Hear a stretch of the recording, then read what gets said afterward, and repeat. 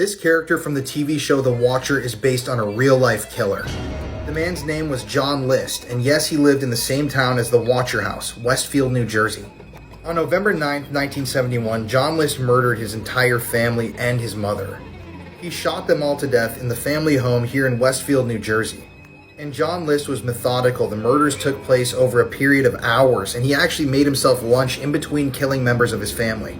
After all was said and done, in a confession note, John List admitted that he murdered his family to save them from the evils of this world. Yeah, he actually believed he was sending his family members to heaven by murdering them. He then went on the run, and he actually managed to evade law enforcement for almost 20 years. When he was eventually caught and arrested, he had already started a whole new life. He was remarried. It's a crazy story. And it all ties into the new series The Watcher on Netflix. If you want to hear the full John List story, we actually covered it on an episode of our podcast, Murder in America. Links in my bio. This little girl was kidnapped in 2018 and has just been found.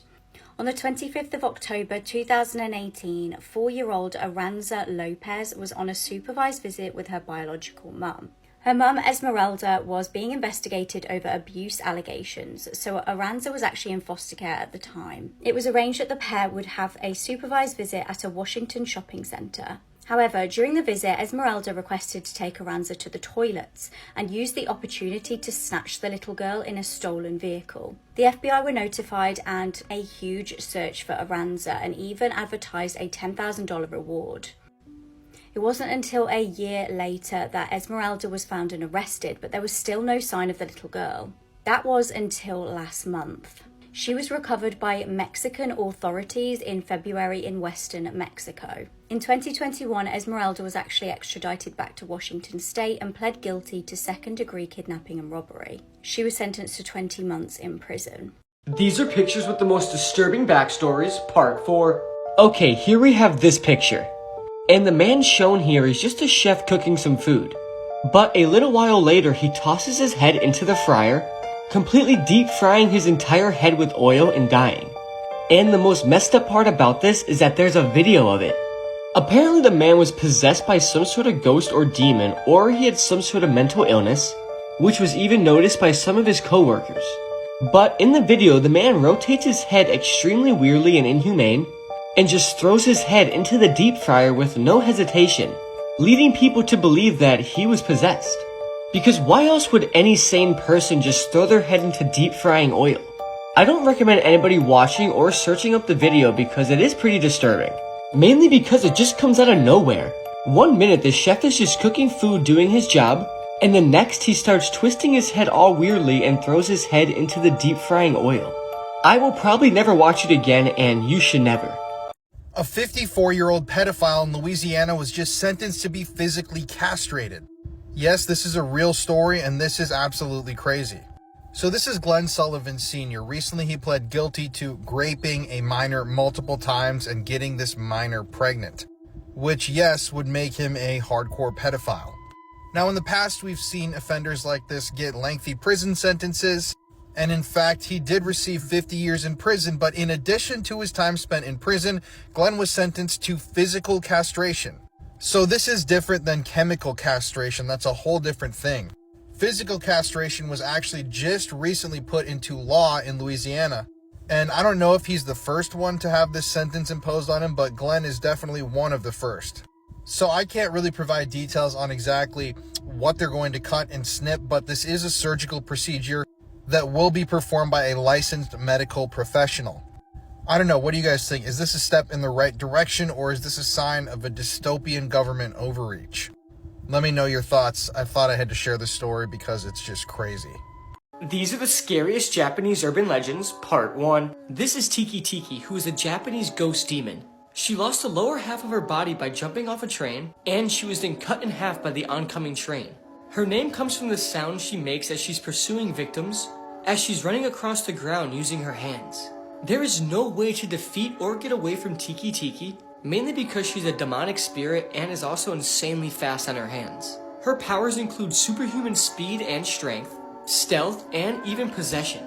Her only goal is to kill anybody who comes in her path and cut them in half. So whatever you do, hope you never see Tiki Tiki, because if you do, you're most likely going to die. This is Anaka-san, and she died in her school bathroom in the 3rd stall. and now her spirit resides in there. She's extremely demonic and sinister and is often compared to Bloody Mary. You can actually summon Hanako-san, and all you have to do, go into a girl's bathroom and knock 3 times, and ask if Hanako-san is there. And if she is, Hanako-san will then drag you down to hell, and either eat you or have you suffer in hell for eternity. Her powers include invisibility, teleportation, and levitation. And her main hobby is to kill anybody who tries to summon her. So whatever you do, never try to summon Hanako-san because you will most likely get hurt or killed. I never heard of this, so let me hear it. It's a Mexican urban legend about duendes. It's this story. It took place in Michoacan. There was this musician, right? He was with his band or whatever. They were playing, right? He ended up going home, but he had to go through a little shortcut. So he would go into the wood. And he saw these duendes dancing. And they looked at him and they saw him and they were like, yo, you, come. Play for us and we'll give you a bunch of gold. Because they saw that he had an instrument on him. He's like, I bet, whatever. He started playing. When they finished, they gave him the gold. He was going back to his house. He knocked on the door and his wife literally looked at him like, what the f***? Like in shock. You look different? She was like, yo, I thought you were dead. You've been gone for so long. Where have you been? Where have you been all these years? She had kids with his best friend. Like, they were big and stuff. It's like, I was only gone for an hour. Like, I was with these duendes and I was playing for them. What are you talking about? They gave me all this gold. And then they're like, what gold? Those are a bunch of pesos. They're not even real gold coins. He's like, fuck, bro. So like, time for duendes are like different than human time. So late. Okay, this might sound crazy, but the elites and celebrities might be recycled and cloned. Let's talk about it. Up first is this picture. And at first glance, you probably just think it's a picture of Christian Bale. But these are 2 different people. One is Christian Bale and the other is James Brolin. And I bet you cannot tell the difference because they look exactly the same. There is literally no difference at all. Next up is Jimmy Fallon. And again, they look exactly like the same person, but they're not. The man's name is Mahir Khan, but he died in 1972, and Jimmy Fallon looks exactly like him. But here's where it gets crazy. This is Lady Gaga and Amy Winehouse. And please tell me the difference if you see something because I don't. They look completely identical and it's so mind-blowing. How is it that all of these famous people have somebody that look exactly like them, continuously time after time again? A more recent one that has people's mind blown is Millie Bobby Brown and Elizabeth Perkins. Yes, there is an age difference, but you cannot tell me they don't look alike. This has people theorizing that the elite clone themselves and remain the elite generation after generation. And they are behind the resets and know our true history. But what do you think about all of this? Is it just a crazy coincidence or is something more deep and sinister happening? This woman screamed, "I don't want to die," as she was dragged to her death in a horrifying theme park incident. Kelty Byrne was a Canadian student animal trainer and competitive swimmer. She was working at Sealand of the Pacific to earn extra money, and this involved being trained to work with orcas, otherwise known as killer whales. In controversial theme parks such as Sealand of the Pacific and SeaWorld, huge animals are either bred in captivity or traumatically captured and ripped apart from their families and natural habitats for humans' entertainment. On February the 20th, 1991, Kelty was working a shift and 3 whales were in one of the pools, including the infamous Tilikum. In a horrific turn of events, Kelty accidentally slipped and fell into the whale pool and attempted to grab onto the edge and save herself. However, before she could do so, she was grabbed by one of the whales that dragged her into the pool. The 3 whales then began throwing Kelty around, with many speculating that they may have simply thought this was a game. Others theorised that the whales were so traumatised and angered by their lives in tiny little pools that they took it out on Kelty. She was dragged under the water and then back up, screaming, "I don't want to die." After this horrific ordeal, she eventually drowned. It's reported that she was absolutely covered in bruises, was completely battered, and also covered in teeth marks. These are pictures with the most disturbing backstories, part 3. This is Lacey Fletcher, and on January 3rd, 2022, a call was made from Slaughter, Louisiana by a woman named Sheila Fletcher claiming her daughter, Lacey Fletcher, has passed away while she and her husband were out over the weekend. And in virtually no time, the police and ambulances arrived at their place. And what they saw was the most horrific thing ever. Lacey Fletcher, who was 36, was found half naked and fused to the couch in her own feces, urine, and maggots. Her body was completely melted into the couch. Doctors claim she was sitting on the couch for 12 continuous years without any movement. Lacey was a cheerful person until 9th grade when she chose to be homeschooled. She had multiple mental illnesses including autism, Asperger's, and social anxiety. She also had locked-in syndrome, a condition where a person's entire body is paralyzed, except for their eye muscles. Her parents neglected her condition and let her rot to death. She was kept starved and she ate sofa foam, because during the autopsy they found sofa foam in her stomach. This is the couch Lacey was on for 12 years straight. And the most shocking part is that her parents would sit on their own recliners just a few feet away from the couch, meaning her parents were accustomed to the condition, atmosphere, and the bad odor. This is absolutely gut-turning, and I can't believe this is real. It's terrifying video of an alligator moving in for the kill. He's about to attack an unsuspecting 85-year-old grandmother walking her dog by a lake. The horrifying drama at a retirement community in Fort Pierce, Florida. In February of 2023, 85-year-old Gloria Surge was out walking her dog. Gloria had a home in the Spanish Lakes Fairways, a housing development in Fort Pierce, Florida. And that day was a beautiful day, so she decided to take her little dog for a walk. Unfortunately, though, an alligator was lurking nearby in the water. Unfortunately, when the alligator jolted out of the water for her dog, Gloria tried to defend it. But then the alligator set its sights on Gloria. Gloria was then mauled and dragged by the 11-foot alligator down into the murky waters. Gloria was remembered by her family as an amazing woman who loved her animals, a woman who loved the community that she lived in. And after her death, her family actually sued the retirement village that she lived in, claiming that they didn't advertise that there were alligators in the water and proper safety measures were never put in place to prevent things like this happening. But the retirement village countered and said that they'd been there for over 30 years and this was the first and only time that something like this had happened. Eventually, the alligator was captured as well. And after it was captured by officials and taken out of the lake, the alligator was then euthanized. If you want to hear more true crime stories, listen to the podcast Murder in America that I co-host with my wife Courtney. It's available on all streaming platforms. If I didn't know this was a true crime case, I would think it was a disturbing horror film. On the morning of the 7th of October 2022, a barefoot woman was running around Excelsior Springs, Missouri, bashing on people's doors. Witnesses describe her looking like she came straight from a horror film and she was calling for help. She'd been beaten, held captive, and SA'd for weeks. The woman was a shocking sight. She was covered in injuries and was wearing a bin bag. Disturbingly, she was gasping for breath as she had a very tight metal collar locked round her neck. It was a nurse who opened the door to her and let her come in. The nurse started to call police, and at this point the woman panicked. She warned her that the captor would kill her and claimed that he had killed her 2 friends. When police got there, the woman explained that a man called Timothy had captured her the month prior. He'd been holding her hostage this whole time. She said he'd been keeping her locked in the basement and had been SAing her.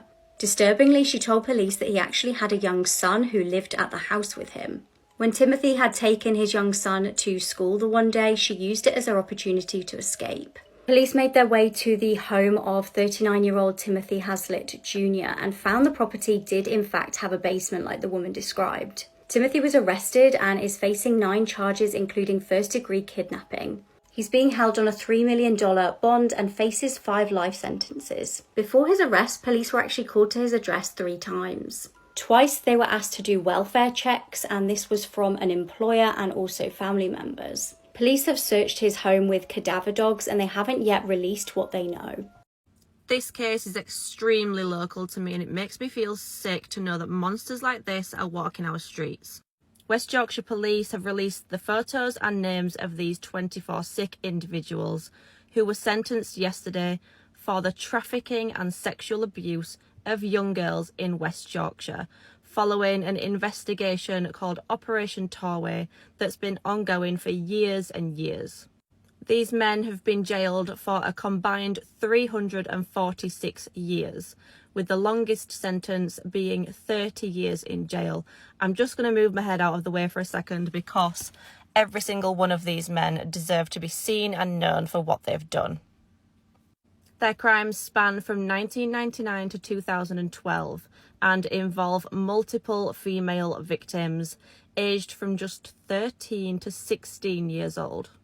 They were charged back in 2020 for crimes including rape, trafficking, false imprisonment, threats to kill, making indecent images of children, and supplying drugs in Kirklees, Bradford, and Wakefield. These were vulnerable young children that they were exploiting.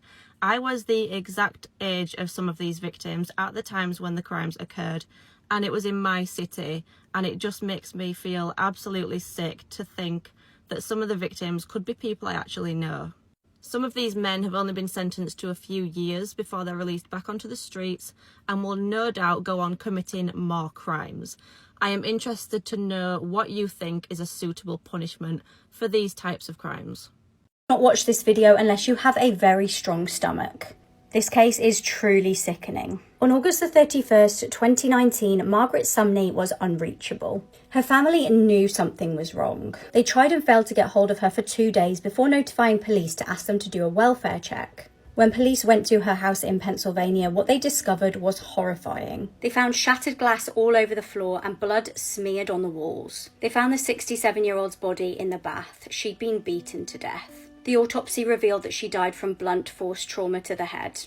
Police interviewed her son David, who initially denied having anything to do with her death. However, police searched his phone and found absolutely disgusting images. They uncovered 277 sickening pictures, including selfies of David with her body, his face smeared in her blood, and doing a thumbs up pose. Police also discovered that David was in possession of his mum's jewellery and several blank cheques. He also had a record of previously assaulting his mother twice and attacking his now deceased father once. The same year as his mum's murder, he allegedly waterboarded and strangled his ex-girlfriend in an Atlantic City hotel. It's reported, though, that he just slipped through the cracks in the police databases, allowing him to go on to offend again. He was soon arrested, and it was found that when he'd committed the murder of his mother, he'd taken a large amount of Adderall. His defense argued that he had diminished responsibility due to his substance and alcohol use. Originally, he was facing charges of first-degree murder and abuse of a corpse. However, due to a legal loophole, he entered a guilty plea, so he would only be charged with third-degree murder. He was sentenced to 20 to 40 years in prison. Terrifyingly, as he's now been in prison since 2019, and due to his good behaviour behind bars, he could be released in just 17 years. You think growing up made you separate from certain friends, or it disconnected you from some friends? Yeah, it did. You think so? Yeah, for me, yeah. Not the friends that I have now. Some friends back in the day, like soccer friends. I don't know why. Maybe I just realized that certain things that they were doing at a certain age was kind of immature. And then I kind of found it like annoying. So I kind of just started separating myself from them. And also because we all went to different high schools. And I guess after that, we just never like really hanged out like that. Damn. I think you mentioned this too, how sometimes you're only friends with people because you're in the same school or the same class. I feel like a lot of my friends was like that. But it's weird. It's crazy though, because like the other day I saw some kid that I had class with. It wasn't really like oh, he's my bro. It's someone you was cool with in Yeah, school. I was cool with him. You know what I'm saying? I just found it cool how like somebody who I haven't seen in so long. That was not awkward. Yeah, it wasn't awkward at all. Like it was just like I want those type of interactions. Like, I bet we're cool, even though we're not so like fucking bestie type shit. At least we're cordial and shit in some way. This is one of the most disgusting and evil cases I've heard of recently. On the 7th of December 2017, teacher Thelma Boinville was desperately trying to make some extra money. She was doing a cleaning job to earn extra money for her family, and the job suited her as her 8-year-old could come along and play while she worked. This was really handy as it meant she didn't have to fork out for childcare. She set out cleaning some holiday homes on the day in question, and her daughter waited in the car. The spot was a lovely scenic place called Kelky Beach. However, instead of walking in on a normal holiday rental to clean, she walked into a nightmare. Stephen Brown and his girlfriend Hayley Dangerand were in the middle of robbing the place. They were scouring through drawers and wardrobes, hunting for valuables to steal. With Thelma walking in, their plan had been foiled. They decided they needed to dispose of their only witness. The evil pair tied up the mother, whose daughter waited unsuspectingly in the car outside. They used a machete, a knife, and a hammer to murder the innocent woman. But the horror was far from over. They exited the holiday home and came across Thelma's young daughter waiting in the car. They callously told the young girl, "We killed your mum," and then bound her up and gagged her. Sickeningly, they then took the 8-year-old into the home where they'd killed her mum and left her there tied up. The 2 Australian tourists who were renting the holiday home then came back and found the crime scene. The 2 killers were tracked down hours later in Thelma's car, which they'd stolen and driven off in. Hayley was actually wearing her victim's earrings at the time. They actually begged for the officers to just shoot them and end their lives, but they wouldn't get away that easily. Thelma's husband Kevin wasn't actually allowed to see his wife's body due to the extent of her injuries. The autopsy revealed that she'd fought for her life, with many defensive wounds indicating a struggle. Since the murder, Stephen and Haley have both tried to blame each other. Stephen was found guilty of second-degree murder and apparently showed no emotion as the verdict was read out. Haley is currently awaiting trial. These are videos humans were never meant to see. This is Nicholas Cruz, and on February 14th, 2018, he shot up a high school in the Parkland, Florida area, murdering 17 people and injuring another 17. And this video shows him talking about it the day before he does it. And it's absolutely disturbing. Hello. My name is Nick, and I'm going to be the next school shooter of 2018. My goal is at least 20 people with an AR-15 and a couple tracer rounds. I think I can get it done. Location is Stone Douglas in Parkland, Florida. It's going to be a big event. And when you see me on the news, you'll all know who I am. You're all going to die. Pew, pew, pew, pew, pew. Yeah. Can't wait. Today is the day that it all begins. The day of my massacre shall begin. All the kids in school will run in fear and hide. From the wrath of my power, they will know who I am. I am nothing, I am no one. My life is nothing and meaningless. Everything that I hold dear, I let go beyond your half. Every day I see the world ending another day. I live a lone life, live in seclusion and solitude. I hate everyone and everything. With the power of my AR, you will all know who I am. I had enough of being told what to do and when to do. I had enough of telling me that I'm an idiot and a dumbass. But in real life, you're all the dumbass. You're all stupid and brainwashed by this political government. Alright, so here's the plan. I'm gonna go take an Uber in the afternoon before 2:40. From there, I'll go onto school campus, walk up the stairs, unload my bag. This man right here was on video pointing a shotgun at his wife before he shot her dead. This is Cary Birmingham. He's a man from Texas that discovered his wife Patricia was having an affair. The two argued for 30 minutes before you see Cary on video coming out with a shotgun pointed at his wife. He would then say on video, "I'm done with you, you're going to meet Jesus before I do." He then pointed the shotgun at her and shot her 3 times. She was also reportedly shot in the head. This ordeal happened in December of 2021, and the trial finally finished in 2024, just last week. Cary Birmingham will be sentenced to 10 years in prison, which in my opinion is way too low. This should be a life sentence. And he will be eligible for parole in 5 years. His daughter Olivia was at school when this whole ordeal went down, and she said she lost both of her parents that day. She said she will never forgive her father for what he did. She also came forward saying he was physically and financially abusive to the family. I believe upon reading this happened in Spring, Texas. If any of you guys are from there, have you heard about this story? Let me know what you guys think about this in the comment section below. These are videos humans were never meant to see. This is Nicholas Cruz, and on February 14th, 2018, he shot up a high school in the Parkland, Florida area, murdering 17 people and injuring another 17. And this video shows him talking about it the day before he does it. And it's absolutely disturbing. Hello. My name is Nick, and I'm going to be the next school shooter of 2018. My goal is at least 20 people with an AR-15 and a couple tracer rounds. I think I can get it done. Location is Stone Douglas in Parkland, Florida. It's going to be a big event. And when you see me on the news, you'll all know who I am. You're all going to die. Pew, pew, pew, pew, pew. Yeah. Can't wait. Today is the day that it all begins. The day of my massacre shall begin. All the kids in school will run in fear and hide. From the wrath of my power, they will know who I am.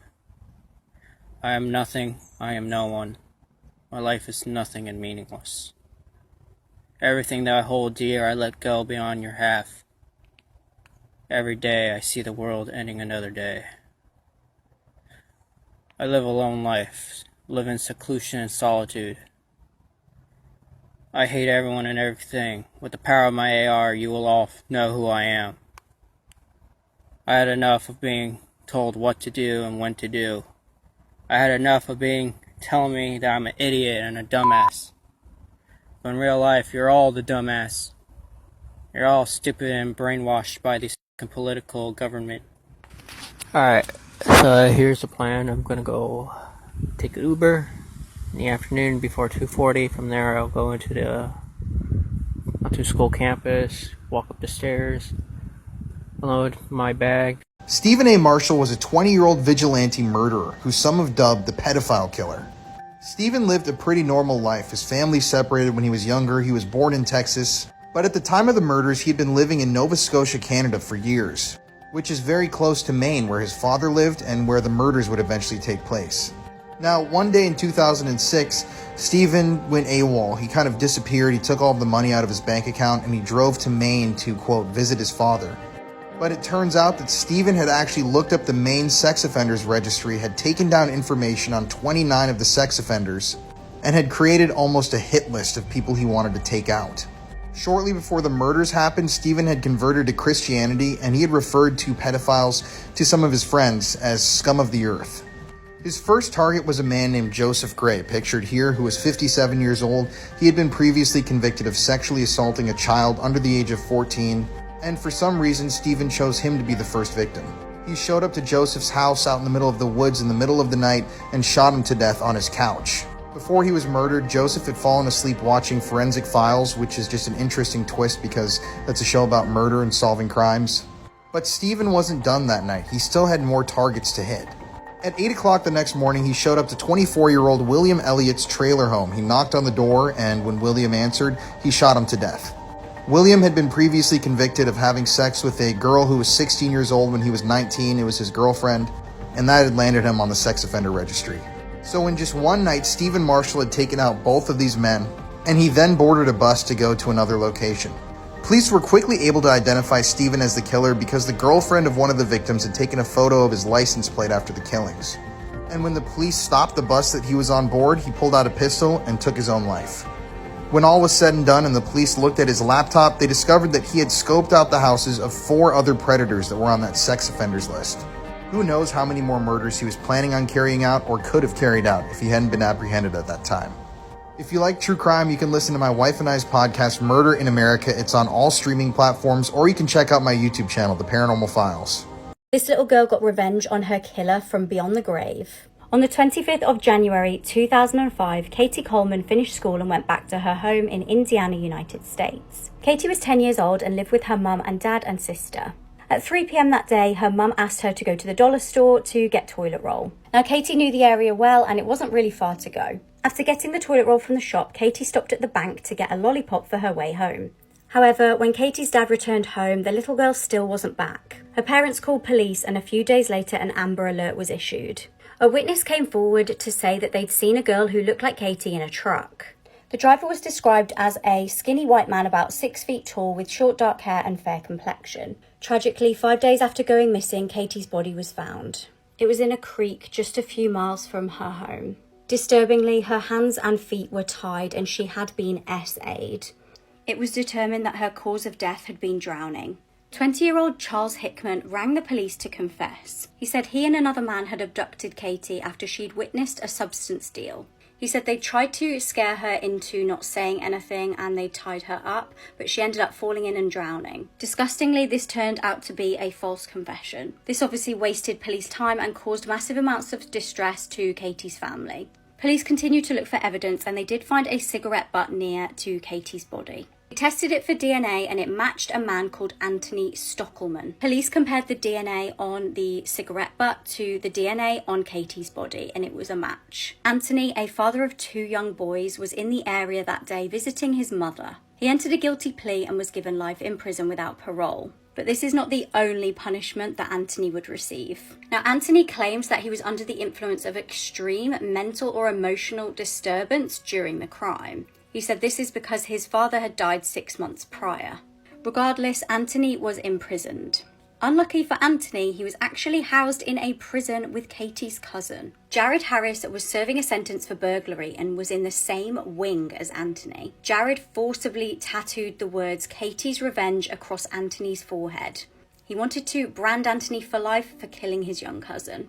What's a missing persons case that still keeps you up at night? I always think about the disappearance of Nicholas Downey and how he completely disappeared after his rental car was found abandoned. So this is 37-year-old Nicholas Downey, and he was last seen on February 27th, 2023 in Bristol, Florida. At the time, he was working in Bradenton, but he'd taken a week off to go and visit his wife Holly, who was staying at a rehabilitation center in Mississippi. For the trip, Nicholas rented a Tesla through the Turo app. He was on his way back home when on February 26th, he pulled off of Interstate 10 to recharge the Tesla behind a McDonald's in Marianna, Florida. Security footage shows that someone exited the vehicle to charge it, but the footage was too blurry to know if it was actually Nicholas getting out of the car. The person then gets back into the car before pulling on a State Road 71 heading south instead of getting back on the interstate. While this was happening, the car's owner was watching its progress on the Turo app and saw the direction it was heading. This worried the owner because the car wasn't heading back to Tampa as planned, and he already had the car scheduled to be rented out by another customer the following day. So he sent Nicholas a text message to make sure that he was okay, which would have showed up on the car's dashboard, but he never got a response back. Nicholas was scheduled to go back to work the morning of February 27th, but he never showed up.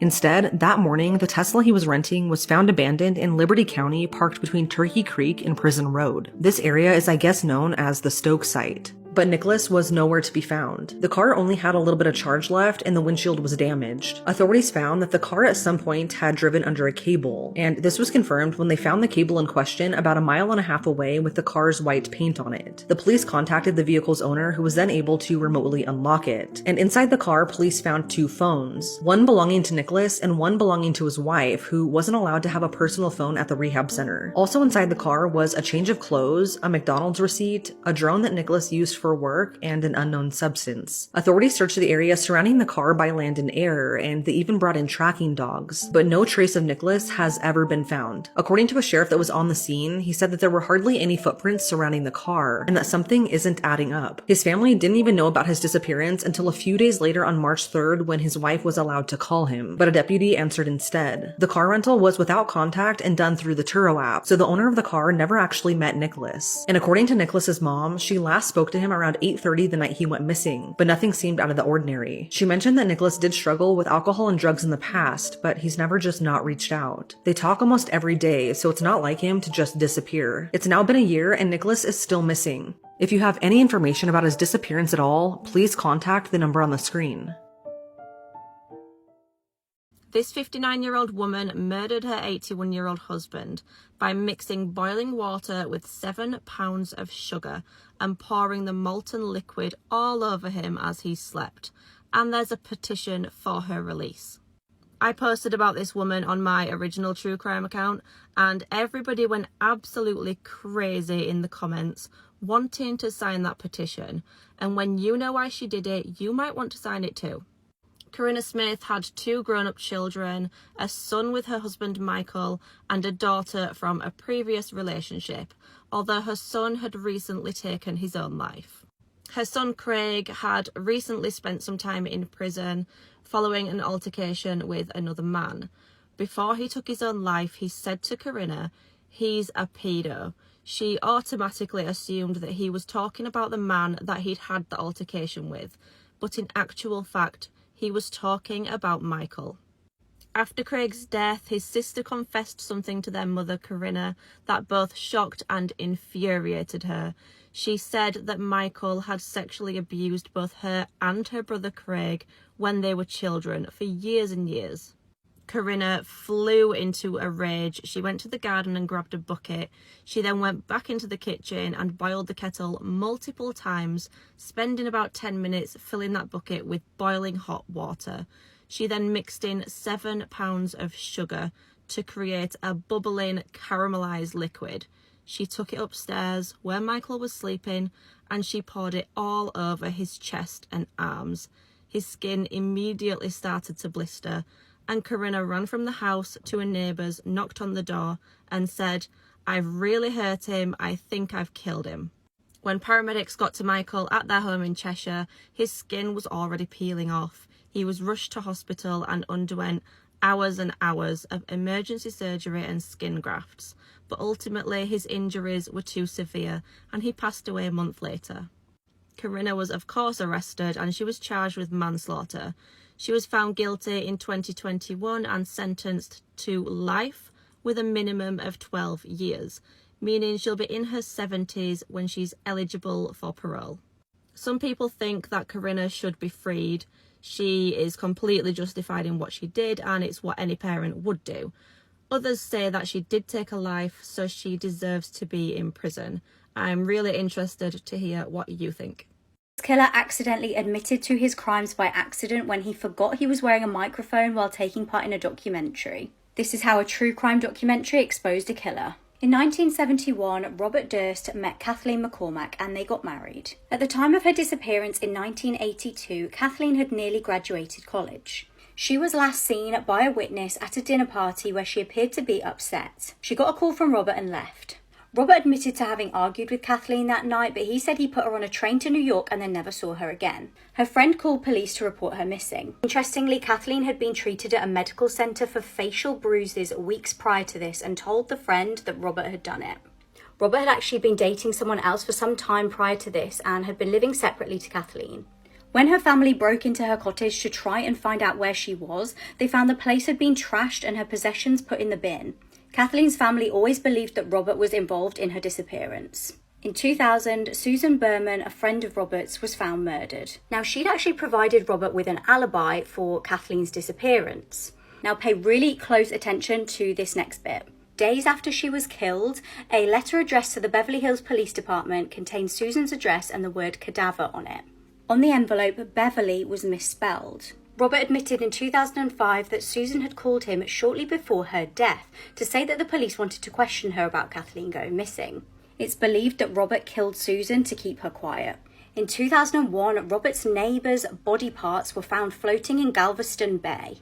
Robert's elderly neighbour, Morris Black, had been killed and Robert was arrested. He was actually released on bail and fled and was found about a month later in Pennsylvania. He was found with $37,000 cash, 2 weapons, and interestingly, Morris Black's driving license.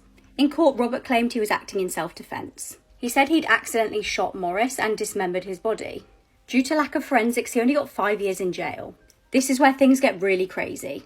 HBO was filming a documentary called The Jinx. During production, Susan's stepson found a letter written by Robert. This contained the same spelling error in the word Beverly as the anonymous letter to police. This implicated Robert in the murder. Now, while filming the documentary, Robert needed the toilet. He forgot that he had a microphone still attached to him. He was recorded talking to himself. He said, "There it is, you're caught. You're right, of course, but you can't imagine. Arrest him." And then he said, "What a disaster. He was right. I was wrong." And finally he said, "I'm having difficulty with the question. What the hell did I do? Killed them all, of course." Disney cruises have a major pedophile problem. Just this year, 3 pedophiles have been arrested that were working on Disney cruise ships. So let's talk about all 3 of them. First up is 49-year-old Alvin Gonzalez from the Philippines. He was arrested in January of this year. The arrest report states that authorities had been tipped off to Alvin. So when the cruise ship came back to the port, they searched his electronic devices. And they found CP. I'm going to read to you from this news report. The video they found depicted a boy between the ages of 8 and 10 engaging in acts with a girl aged 12 to 14. So that was in January. Keep in mind, this guy was out on the open ocean surrounded by children with unlimited access to them. Then there's 28-year-old Emil Joseph Trazo. He was also arrested in February. He admitted to watching several CP videos while on board the Disney cruise ship. And he was also a part of a group chat that consistently sent explicit visuals of children under 10 years old to each other. So he had been doing this while there were children on board, looking at these materials, sharing these materials. And once again, he was out on the open ocean with unlimited access to children, and these kids and their families had nowhere to run if he were to do something. Then there's 44-year-old Terso Anthony Neri. Terso was just arrested this month in April, and he was a crew member of the Disney Dream. Once again, the investigation into Terso started from a tip. And when authorities headed to his cabin to check out his electronic devices, they were disturbed by what they found. On Terso's cell phone, they found numerous videos and images depicting CP or CSAM, with a number of different young children who, according to authorities, ages couldn't be determined. Terso also claimed that he was a part of a group chat that shared these images and videos with each other. And he told the authorities that usually he downloads these images and videos, looks at them, and then tries to delete them. Keep in mind, these guys were working on ships filled with families and children. Of all cruise ships, this is definitely the cruise ship that is filled with the most kids. And this is deeply disturbing that these people are working around kids all day and then looking at this stuff, consuming this disgusting, disgusting material at night when they're alone in their cabins on the ship. And with 3 of these people being caught just in the last year so far, it makes me wonder how many more are working on the ships right now that have yet to be caught. I mean, this is a major problem for Disney. This is something that should be addressed. I don't know how to possibly combat this other than doing more thorough background searches, possibly even requiring employees to hand over their electronic devices for a search before they're hired. But when you have 3 pedophiles in 1 year being arrested from this same company, and they're working around children, I think that this is something that definitely should be given more of a priority. And if you want to hear more true crime stories, listen to the podcast Murder in America that I co-host with my wife Courtney. It's available to listen to now on all streaming platforms. Did Jeffrey Epstein kill himself? Let's talk about it. Jeffrey Epstein had allegedly attempted suicide once before, a couple weeks before he was found dead in his prison cell. His cellmate at the time, 52-year-old Nick Tartaglione, who was a crooked cop who allegedly murdered 4 people, was the one that Epstein claimed tried to attack him that day. He went on record and said that it wasn't a suicide attempt. He claimed that this guy had tried to murder him in his cell. But Nick and his attorneys stated that that wasn't true, and he was eventually cleared by jail officials. But what's interesting is that after all of this went down, after Epstein was dead and the trial against Nick was proceeding, he and his attorneys requested the video surveillance footage from that day so that they could show that Nick had good character. They were claiming that on that day, Nick had actually attempted to help resuscitate Jeffrey Epstein. But they were told by the prison system that the footage, once again like the other footage we just talked about, was gone. Keep in mind that his lawyers requested this footage 2 days after the incident occurred, so 2 days after Epstein's suicide attempt, Nick and his attorney team requested to have that footage saved, but it still disappeared.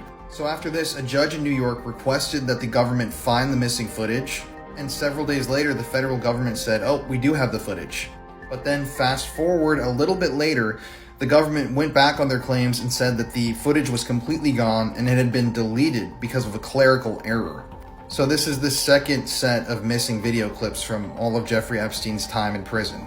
So after Epstein took his own life, obviously stuff like hashtag Jeffrey Epstein didn't kill himself and stuff like that took over the internet.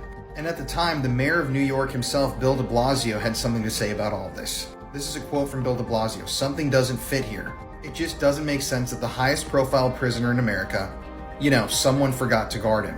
In addition, Jane Doe number 15, she went on the record in November of 2019 after Epstein took his own life, and she alleged that she had been sexually assaulted by him years earlier. She wore a bracelet featuring the phrase "Epstein didn't kill himself" to a press conference, which possibly indicated that she herself believed in the theory.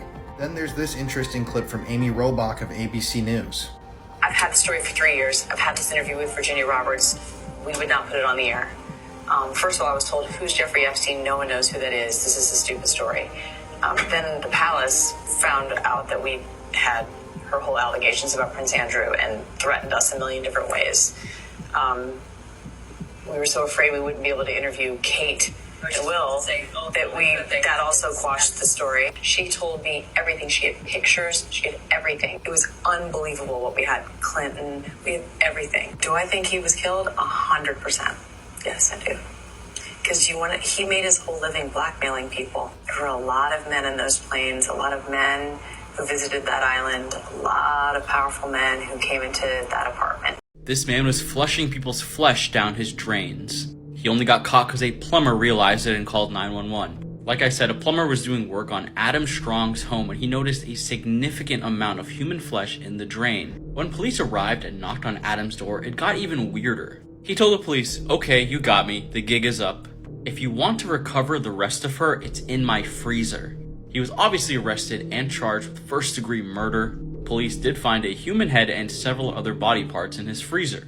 He was sentenced to life in prison for the murder of Rory Hatch, an 18-year-old who went missing in 2017. He assaulted and killed her, and it's stated that she was believed to be pregnant at the time. They also found Strong guilty of killing a 19-year-old named Candace Patrick, who was last seen in 2008. Traces of her DNA were detected on his hunting knife at his apartment after they found Rory. Her remains were never found, but that DNA evidence was just enough to get him charged. Let me know what you guys think about Adam Strong's case in the comment section below. And as always, these videos are for informational purposes only. Hammer coined the phrase, "You can't make this stuff up," might have known the story of real-life boogeyman, Albert Fish. A slight, elderly man with grey hair, no one suspected the kindly single father of being sadistic child murderer and cannibal. Could this man have been the Oakland County child killer? Let's discuss. So in the previous parts of this series, we discussed North Fox Island. This is an island where a CP ring was operating, where people were regularly abusing children, flying them out. And it was run by this man, multimillionaire Francis Sheldon, who fled the country before he could be prosecuted for his crimes. And at the same time that that ring was operating on that island, 4 children disappeared from nearby communities and were found days later after their disappearances, dead, killed in brutal ways. And the 2 boys had been assaulted.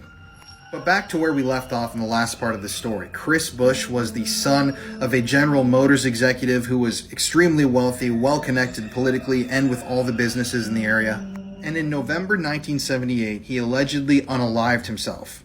This is a photo of the crime scene where they actually found Christopher after he unalived himself. They found 4 shell casings in the room, but he allegedly only shot himself once in the center of the forehead. It should be noted that Chris Bush was on probation at the time that he unalived himself, and when you're on probation, you are not allowed access to any weapons. Now, he had a probation officer and a full-time housemaid because his family was wealthy, and neither of them ever reported seeing any weapons around the home. When they found Chris Bush, there was no bloodstains anywhere around the crime scene. It was very neat, it was very tidy. His body was actually wrapped fully in a sheet, which is suspicious. The sheet was covering his face. And then let's point out this little thing right here that was never really mentioned in any of the police reports. Internet sleuths actually found this in families of victims. This is an extremely eerie, hand-drawn image that was found in Chris Bush's room after he unalived himself. Once again, it's never mentioned in any police reports. But who does this sketch resemble? Some people said it resembles 12-year-old Mark Stebbins, one of the victims of the Oakland County child killer. As a reminder, 4 children were murdered during that crime spree, and no one's ever been arrested or charged with the crimes. Now, after going through the crime scene photos of Chris Bush's unaliving, people have also noticed this. This was his garage. Now, the police never made any note about the doors being pried open like this. Apparently, they were open when the police arrived at the scene. There's no mention of the fact that these doors to the home are wide open. And they are wide open at a degree which makes it look like people were carrying something long into the house. Which, in my mind, opens up a possibility that the body of Chris Bush was actually brought into the home after he was murdered himself. But why would people want to kill Chris Bush? Well, let's say that the people on North Fox Island weren't just filming CP. They were filming snuff films as well. And that's a very, very valid possibility considering the depraved nature of some of the crimes that happened there on that island associated with that crime ring. Once again, I'm almost out of time, but part 4 is where we're going to wrap all this up, so follow and I'll post it soon. There's a horrific murder case happening right now out of Milwaukee that everyone should be talking about. This is Sade Carlina Robinson. She was a 19-year-old college student who was just brutally murdered and dismembered by this man after meeting him for a first date. Her body parts are still being discovered around the state. She was murdered by 33-year-old Maxwell Anderson, and he's being described as the modern-day Jeffrey Dahmer. Upon searching his home, police found large amounts of blood on the walls leading into his basement, which was originally thought to belong to Sade, but DNA just confirmed that it doesn't, which now has people questioning whether or not he has more victims. This case began on April 1st when Sade met up with Maxwell for a first date at a seafood restaurant called Twisted Fisherman in Milwaukee. But when Sade failed to show up for work the next day, a friend reported her missing. And before an investigation could even begin, police made a grisly discovery. A severed leg was found in Mornemont Park, and DNA confirmed that it belonged to Sade. Authorities quickly found surveillance footage showing Sade and Maxwell at the restaurant eating at the same table, and it caught them leaving around 6:30 p.m. Investigators then used the Life 360 app to track where Sade's phone went that night, and they found that after leaving the restaurant, the two went to a bar and then to his home located near 39th in Oklahoma. Her phone was then traced to Mornemont Park between the hours of 2 and 3 a.m., where just hours later they would discover Sade's severed leg. The next morning, police found Sade's car, which had been burned, near 29th in Lisbon, and And near the car, police also found her severed foot, which had pink nail polish matching the foot on the severed leg. Over the next few days, more of Sade's dismembered body parts were found in different areas around Milwaukee, most recently being her torso and arm, which had washed ashore on Lake Michigan. Maxwell was caught on security footage leaving the area of Sade's burned car, and he was also caught on video making multiple trips from her car to where some of her body parts were eventually found. He was then seen getting on a bus near where her car was found and going home the morning she was killed. This was enough evidence to arrest Maxwell during a traffic stop on April 4th. Inside the car, police found the clothing that he wore the same day that he burned Sade's car. This led authorities to search his home, which has been described as a house of horrors. Police found blood on a bed in one of his bedrooms, as well as blood covering the walls leading into his basement, which has now been described as a sex dungeon. They initially thought that this blood belonged to Sade, but after recent DNA testing, it was confirmed that this blood does not belong to her. At this point, police don't know who the blood belongs to, but it has many questioning whether or not Maxwell had more victims. Maxwell was arrested and has since been charged with first-degree intentional homicide, mutilating a corpse, and arson. He's pleaded not guilty to killing Sade and has asked for his case to be taken to trial. He's currently being held at the Milwaukee County Jail on a $5 million bond and is due to appear back in court on May 16th. Right now, there's no motive for why he did this. Maxwell does have a lengthy criminal history dating back to 2014, which includes domestic violence. But unfortunately, he was let off the hook, only to go on to commit this horrific crime. Right now, police are still looking for the rest of Sade's remains. Sade was about to turn 20 in May and was just about to graduate with her associate's degree in criminal justice. She dreamed of one day joining the US Air Force, but instead her life was so brutally taken from her. A GoFundMe has been set up for her family, so I'll include that here. Justice for Sade Robinson. This man was in love with his daughter and killed her so nobody else could have her. The case that I'm about to explain took place in America on August 17th, 2019. And I'm going to warn you, this is absolutely messed up. Zaria Bergs was a 15-year-old girl who lived in North Carolina. Zaria's parents had her in their mid-teens around the ages 16 to 17. After Zaria was born, their relationship didn't last long. Aisha, who was Zaria's mother, got full custody due to her father Joshua having a criminal record. But Zaria would visit Joshua on the weekends. From the outside looking in, Joshua looked like a loving father. He would always post pictures of her on social media and talked about how much he loved her. Zaria was in high school and was starting her sophomore year. However, the pictures that he shared were not the reality of the situation. On August 17th, 2019, Zaria got ready to spend the weekend with her father. Joshua arrived at the home where Zaria lived and picked her up in his truck. They then went to Joshua's house and entered the home. The exact details of what happened at this point remain unclear and nobody really knows for sure. The following morning, Joshua left his home and went to the sheriff's office at 9:24 a.m.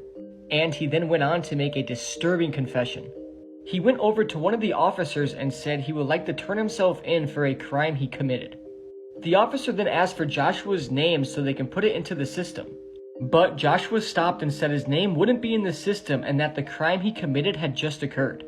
He then said that I just killed somebody. After hearing this, the officer got the attention of other officers who were at the station at the time. Joshua was then taken to a room for questioning and was booked.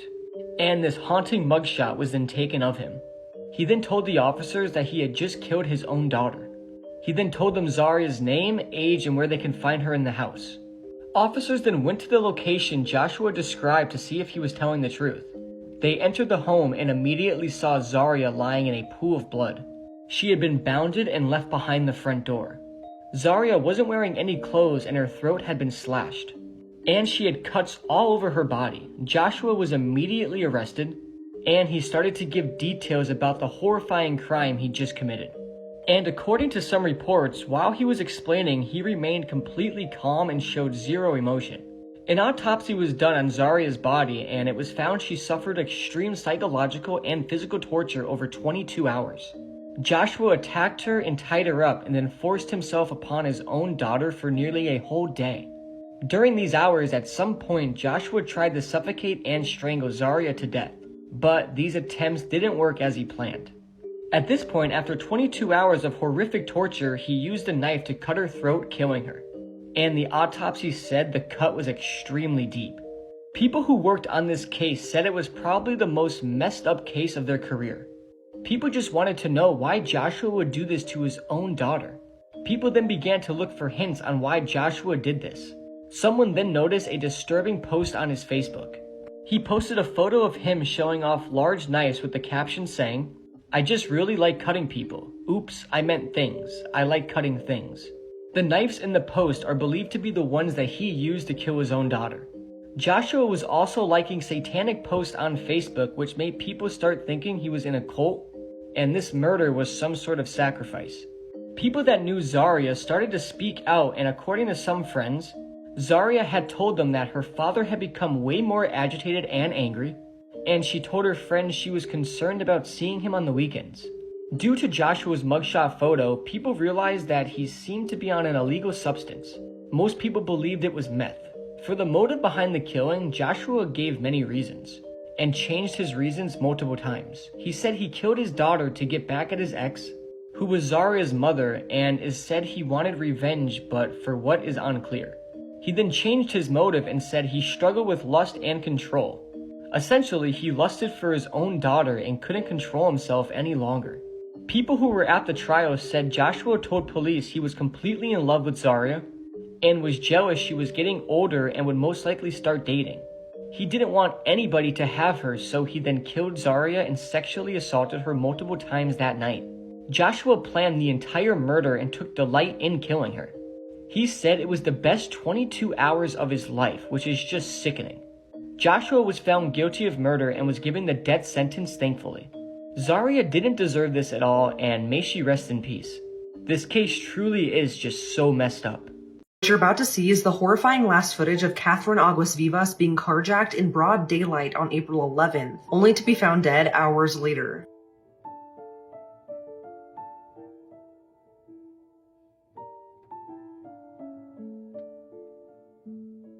This is 31-year-old Catherine Aguas Vivas. At around noon on April 11th, she left South Florida and began driving to Winter Springs in her white Dodge Durango. After stopping for gas at around 3:30 p.m., she got back on the road and quickly noticed that a green Acura was following her. The green Acura in question then began continuously ramming into her bumper, and Catherine was so scared that she called her husband Miguel to tell him what was happening while she was stopped at a stoplight. Miguel told her to keep driving and to not stop, but before she could, a man got out of the green Acura carrying an AR-15 and walked up to Catherine. While pointing the gun at her, he forced his way into the back of her car and made her drive in the direction of State Road 417 southbound. This horrifying carjacking was all caught on video by another driver behind Catherine, and 911 calls started pouring in. But less than 2 hours later, police were called to a construction site in Osceola County. When they arrived, they found an SUV up in flames and a dead body inside. And sadly, the body was confirmed to be Catherine. She had been shot several times, and authorities needed dental records and DNA to confirm it was her. That's how badly she was injured.